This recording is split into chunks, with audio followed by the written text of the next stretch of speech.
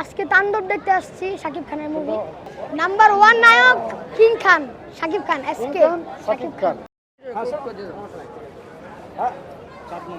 চাঁদ মামা চিমটি দিয়া যা রে, কে বলে কে রে মন্দ আমি চিনি না রে। চাঁদ মামা চিমটি দিয়া যা রে, কে ভালো কে রে মন্দ আমি চিনি না রে। বিষয়টা তোমার কাছে ভালো লাগে সাকিবের? শাকিব খান তার স্টাইল, তার যতই বয়স হোক না কেন তিনি দিন শেষে অনেক জোয়ান হয়ে যায়।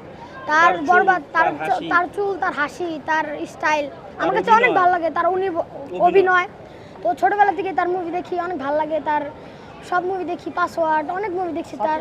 বলো সবার উদ্দেশ্যে ধন্যবাদ। অনেক আপনি লিখছেন না? যখন এরকম করছিল তখন অনেক মানে ভয়ঙ্কর লাগছিল, অনেক মানে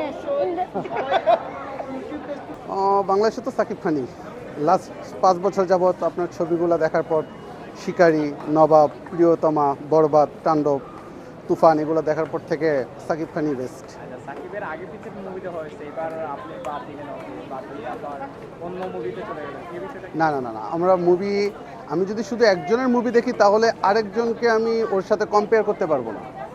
যদি কাউকে কম্পেয়ার করতে হয় তার প্রত্যেকের কাজটা আমাদের দেখতে হবে, দেখার পর যেন আমরা বেটার কম্পেয়ার করতে পারবো একজনের সাথে আরেকজনের, নয়তো তো কম্পেয়ার করা আমাদের পক্ষে সম্ভব হবে না। আমি একজনকে পছন্দ করি তাকেই দেখলাম, যাকে অপছন্দ করি তার কাজটা যদি না দেখি তাহলে তো আমি কম্পেয়ার করতে পারবো না দুজনের মধ্যে। ওই দিক দৃষ্টিকোণ বিবেচনায় আমরা সবার মুভি দেখার চেষ্টা করি আর কি। এই যে ফ্যামিলি নিয়ে আসছেন, টিকিট কাটলেন কষ্ট করে, যে আজকে টাকা উসুল হবে কেমন হচ্ছে?